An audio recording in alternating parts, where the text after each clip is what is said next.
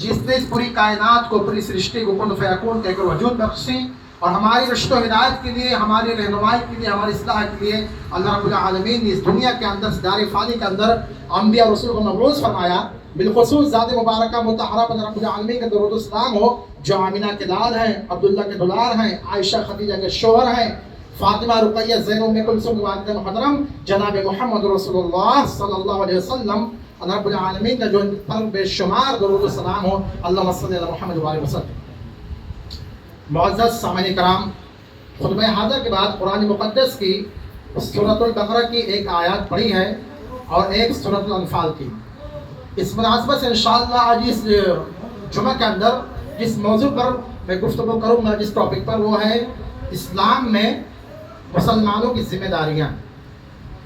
ایک انسان جب اسلام قبول کرتا ہے، ایک مسلمان جب توحید کلمہ کا اقرار کرتا ہے، تب ایک انسان، ایک مسلمان جو ہے اسلام کے اندر پوری طرح سے داخل ہو جاتا ہے. اس کی ذمہ داری کیا ہوتی ہے اور اس ذمہ داری کو بخوبی اس کو سمجھنا چاہیے.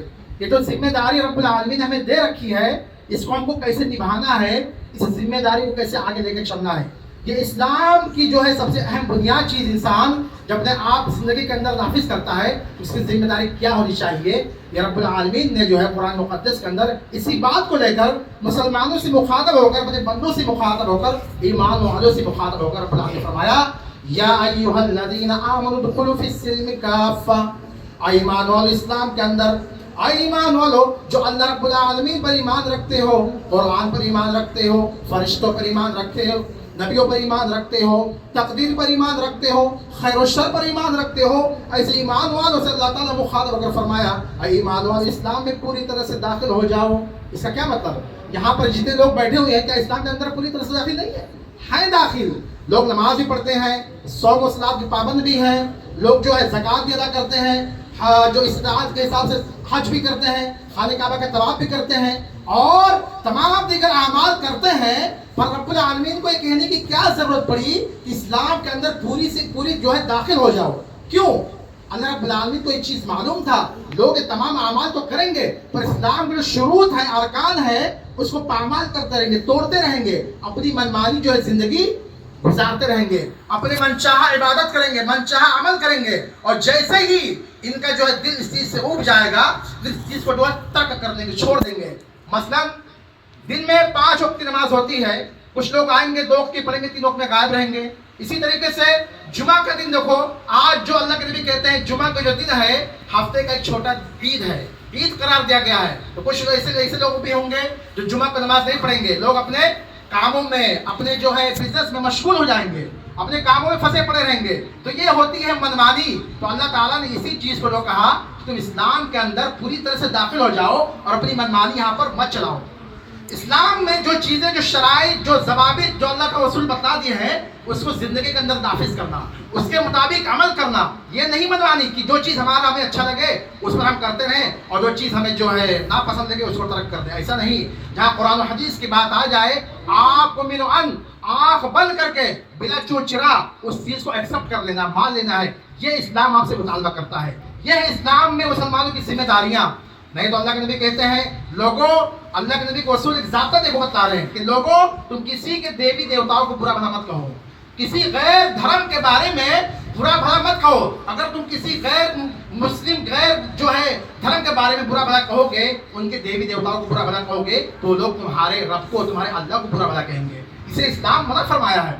بہت لوگ ایسے ہوں گے جو آج سوشل میڈیا کا زمانہ ہے، انٹرنیٹ کا زمانہ ہے، لوگ جو سوشل میڈیا پر ایکٹیویٹ رہتے ہیں اور ایک سے ایک چیز پر کمنٹ کریں گے، اس پر طنز کریں گے، ان کے دیوی دیوتاؤں کو برا بھلا کہیں گے. ایسا کیا ہوتا ہے؟ دیکھو، آپ کے جو ہے اس کا اثر پڑے گا. برا اثر یہ ہوتا ہے کہ آپ ان کے دیوی دیوتاؤں کو برا کمنٹ کریں گے تو آپ کے اللہ پر برا کمنٹ کریں گے، اللہ پر جو ہے غلط ایسی چیزیں تنقید کریں گے جو آپ جو ہے قابل حجت نہیں کر سکتے ہیں، آپ تصور نہیں کر سکتے ہیں. اپنا جو ہے دماغ، مائنڈ کھو بیٹھیں گے اور گالی گلوچ ہوتے رہیں گے. اللہ رب العالمین نے اسی چیز کو کہا ہے کہ اسلام میں پوری طرح سے داخل ہو جاؤ اور یہ اناپ شناپ جو چیزیں ہیں اس سے بچتے رہو. یہ اسلام میں مسلمانوں کی ذمہ داریاں.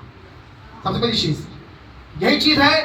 صحابی رسول ہے اللہ کے نبی صلی اللہ علیہ وسلم جو ہے زمانے کے اندر، وہ صحابی رسول جن کا نام ہے حضرت عادی بن حاتم رضی اللہ تعالیٰ عنہ.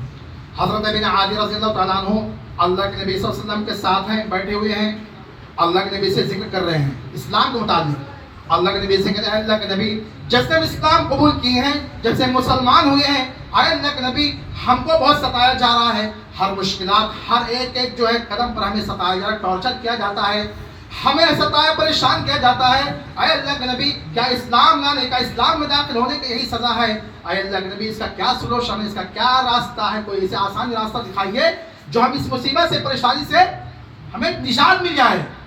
اللہ کے نبی کہتے ہیں ہاں اے عادی، تم جانتے ہو جب اسلام تم نے جو ایکسپٹ کیا ہے، اسلام کے اندر جو تم داخل ہوئے ہو تو کچھ مشکلات، پریشانیوں کا سامنا کرنا پڑے گا، کچھ ایسے بھی تمہیں ایسی جو تمہارے سامنے درگھٹنا پیش آئیں گی جس کو تم کو برداشت کرنا پڑے گا، نظر انداز کرنا پڑے گا۔ یہ اسلام یہی تو سکھاتا ہے کہ ہر مصیبت پریشانی میں انسان کو اس پر جو کنٹرول رہنا چاہیے، یہی چیز ہے۔